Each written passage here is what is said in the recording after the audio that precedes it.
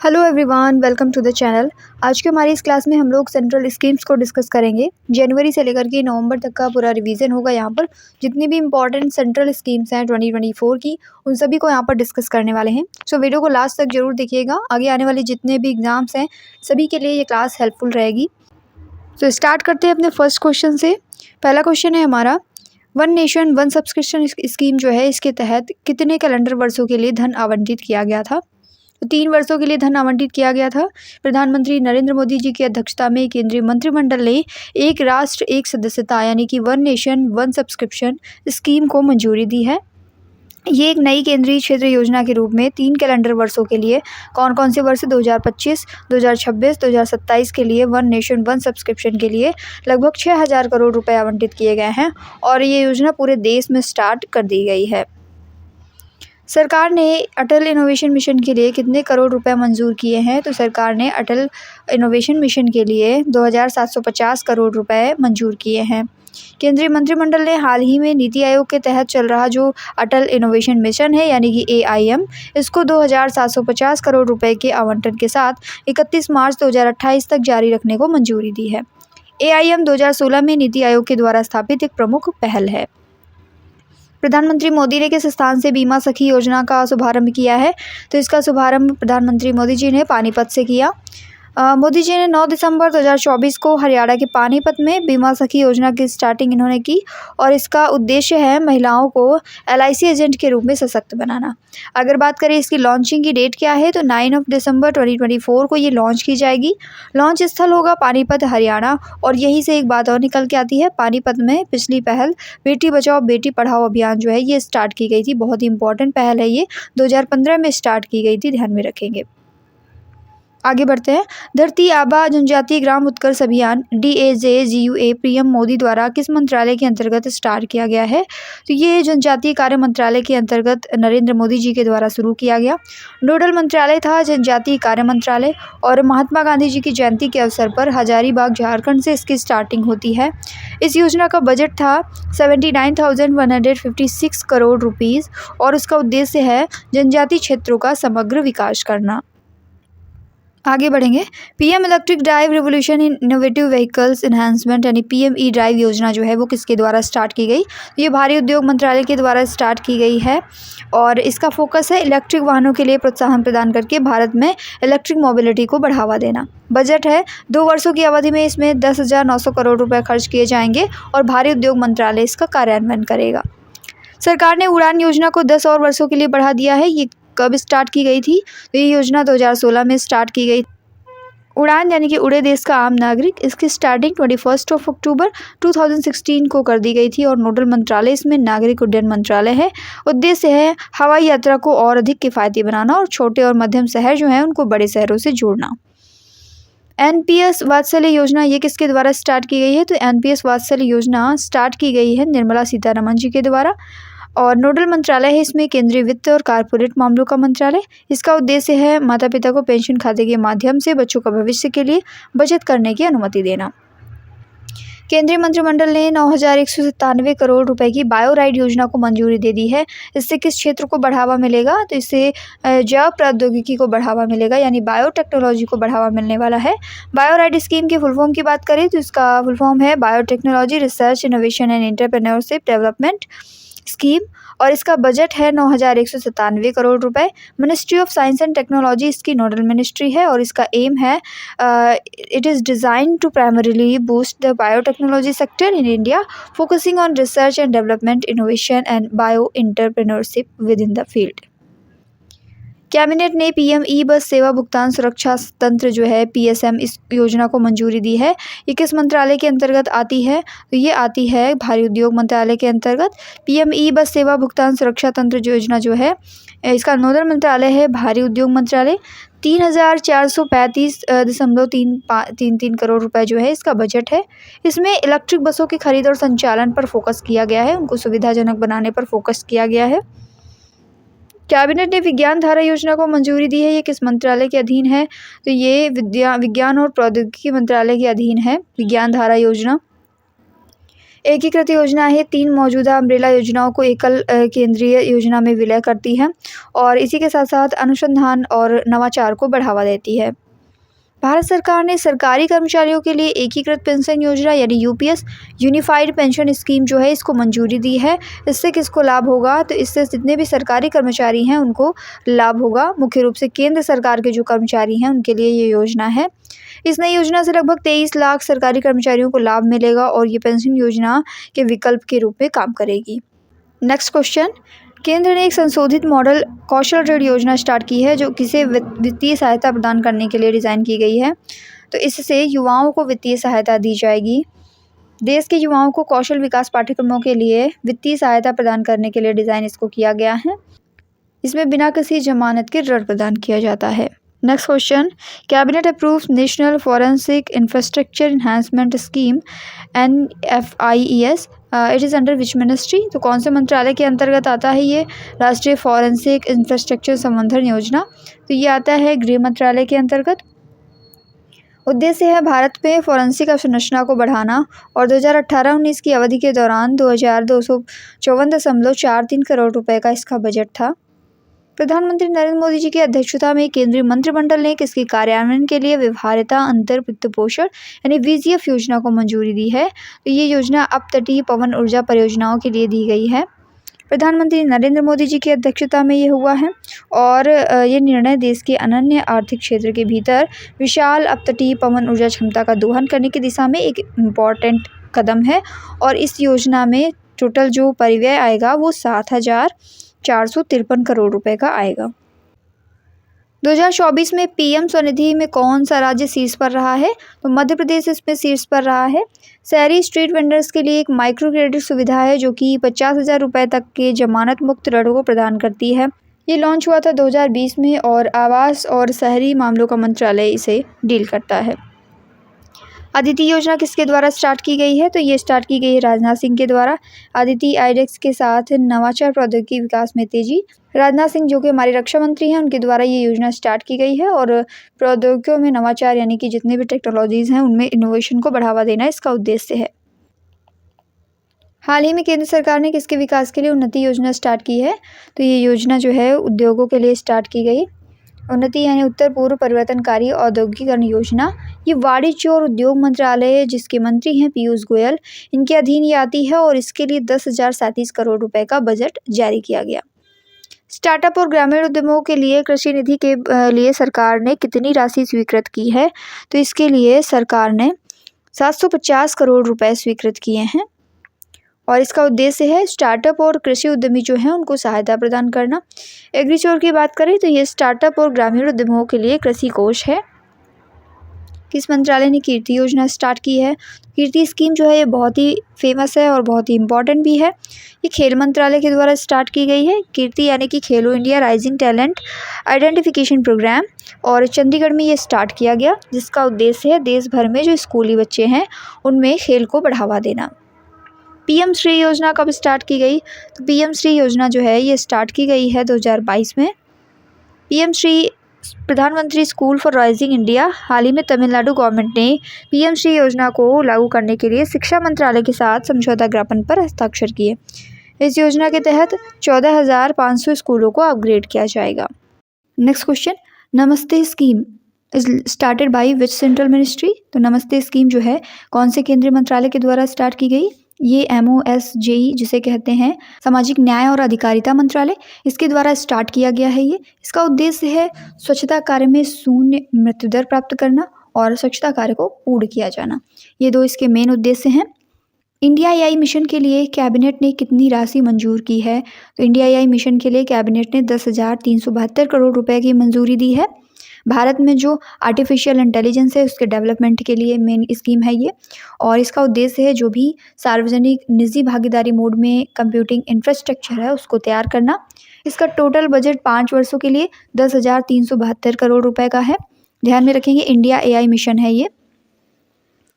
PM सूर्य घर मुफ्त बिजली योजना ये किसने स्टार्ट की? तो ये स्टार्ट की गई नरेंद्र मोदी जी के द्वारा। छत पर जो सौर ऊर्जा पैनल हैं उनको लगवाने के लिए ये स्कीम स्टार्ट की गई थी। 1 करोड़ घरों में प्रतिमाह 300 यूनिट तक मुफ्त बिजली उपलब्ध कराना इसका उद्देश्य है और इसमें टोटल 75,021 करोड़ रुपीस का खर्चा आया है। 100% हर घर जल योजना हासिल करने वाला पहला पूर्वोत्तर राज्य कौन सा बना है? तो अरुणाचल प्रदेश जो है वो 100% हर घर जल योजना हासिल करने वाला पहला नॉर्थ ईस्टर्न स्टेट बन चुका है। JJM यानी जल जीवन मिशन जो है ये स्टार्ट हुआ था 15 अगस्त 2019 में। इसका उद्देश्य था हर ग्रामीण परिवार को सुरक्षित और पीने योग्य पानी उपलब्ध कराना। जल शक्ति मंत्रालय के अंतर्गत ही आता है। किस संस्थान ने भारत की आर्द्र भूमियाँ यानी वेटलैंड्स को बदलने के लिए ग्रो पहल स्टार्ट की? तो ग्रो इनिशिएटिव जो है ये नीति आयोग के द्वारा स्टार्ट किया गया। ग्रो कृषि वानिकी के साथ बंजर भूमि को हरा भरा बनाना और उसकी बहाली करना इसका उद्देश्य है।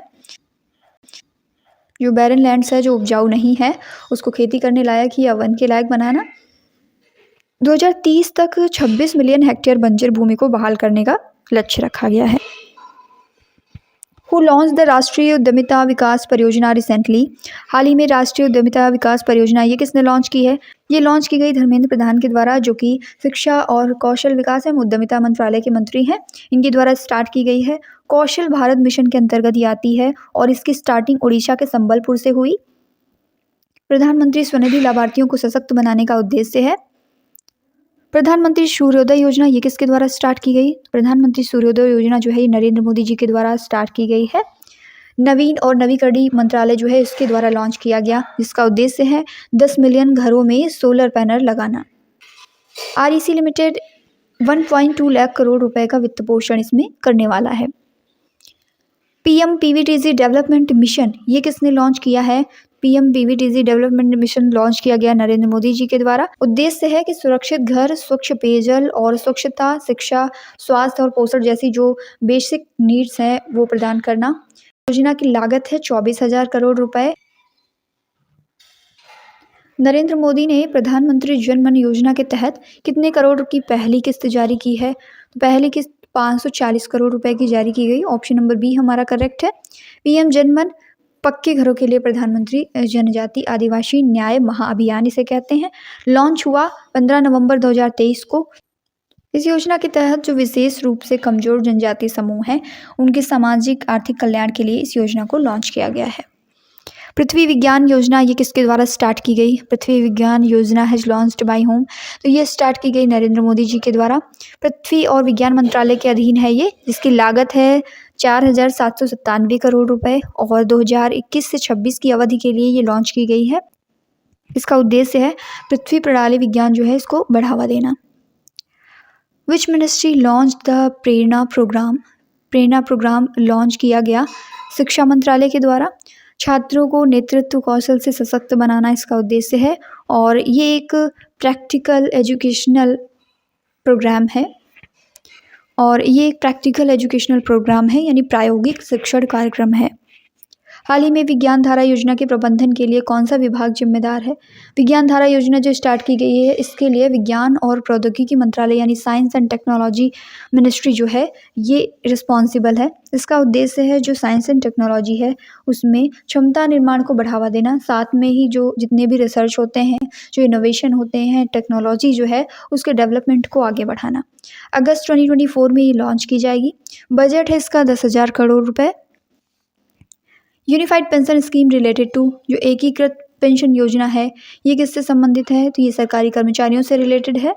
1 अप्रैल 2025 से ये लागू की जाएगी और अक्टूबर 2024 में इसे अपनाने वाला महाराष्ट्र पहला राज्य है।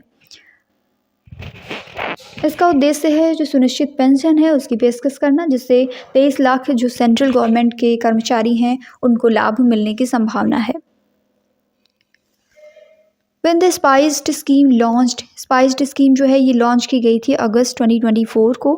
स्पाइस्ड इसका फुल फॉर्म है निर्यात विकास के लिए प्रगतिशील, अभिनव और सहयोगी हस्तक्षेप के माध्यम से मसाला क्षेत्र में स्थिरता।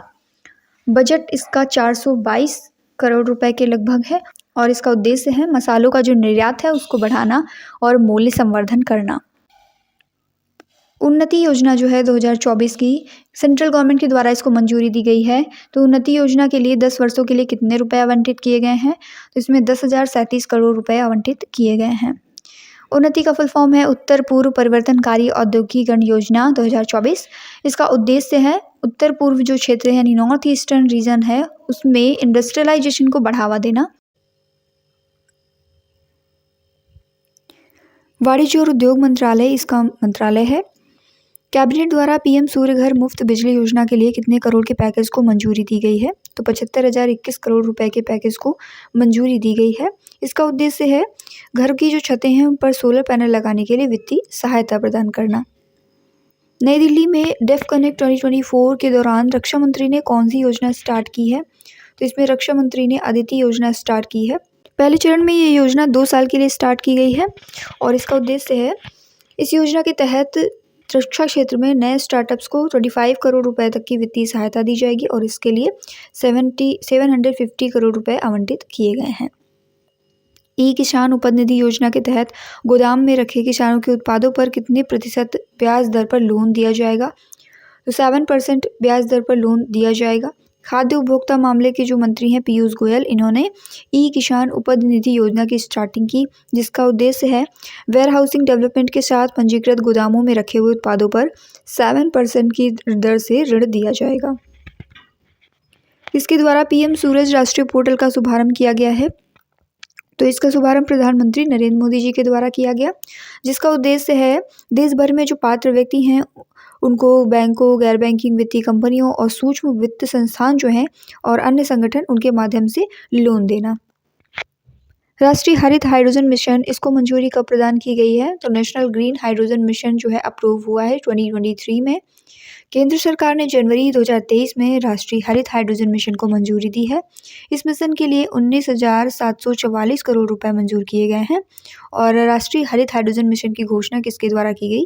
वित्त मंत्रालय के द्वारा की गई है। नेशनल क्वांटम मिशन के तहत कितने करोड़ रुपए मंजूर किए गए हैं? तो इसमें 6,003.65 करोड़ रुपए मंजूर किए गए हैं।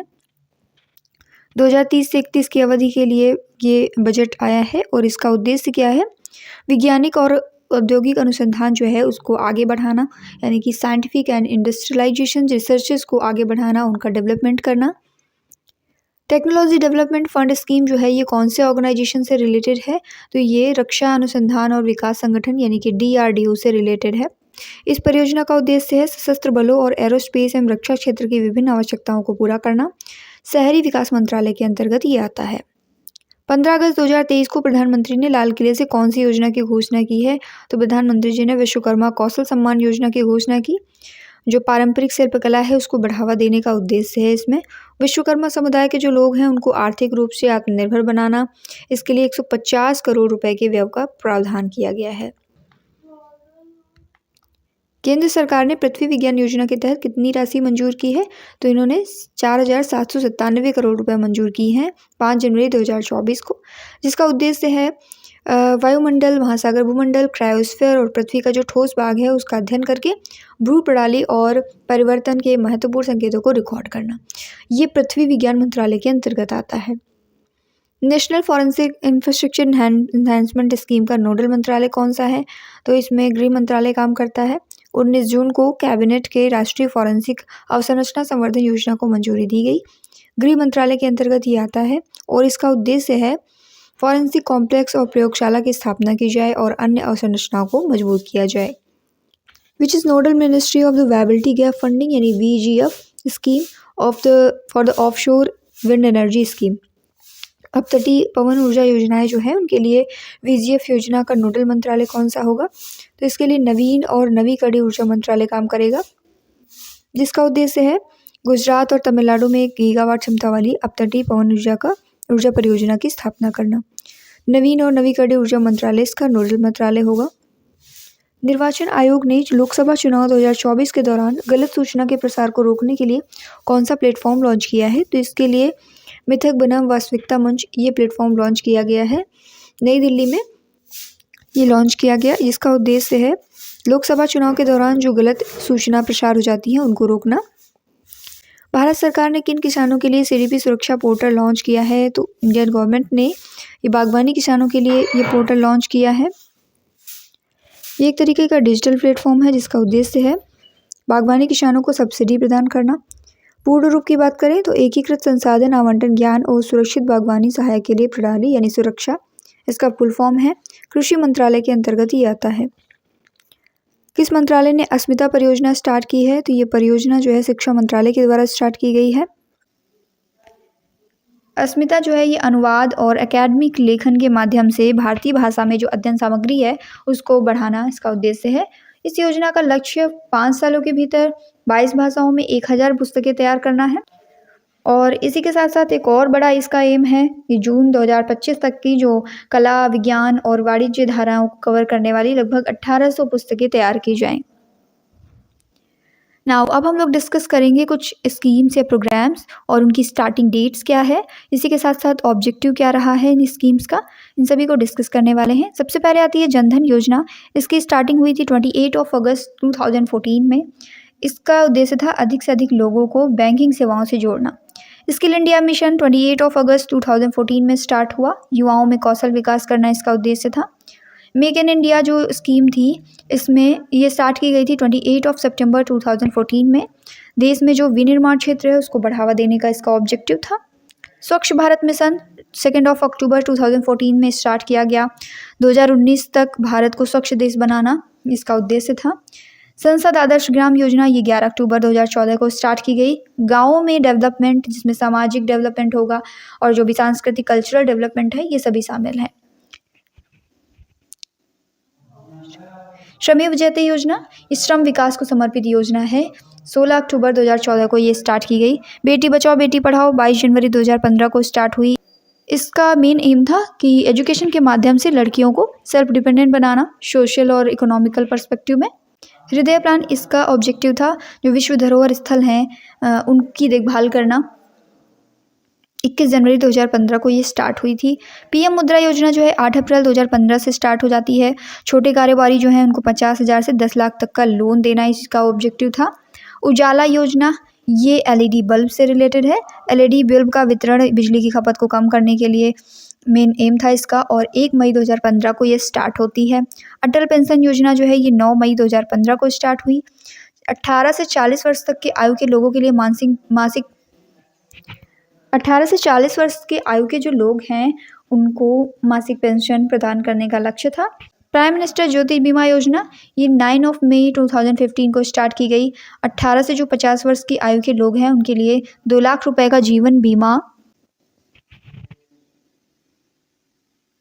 प्रधानमंत्री सुरक्षा बीमा योजना ये भी 9 मई 2015 को स्टार्ट की गई। 18 से जो 70 वर्ष के लोग हैं उनके लिए 2 लाख रुपए का सामान्य बीमा या दुर्घटना बीमा देना इसका लक्ष्य था।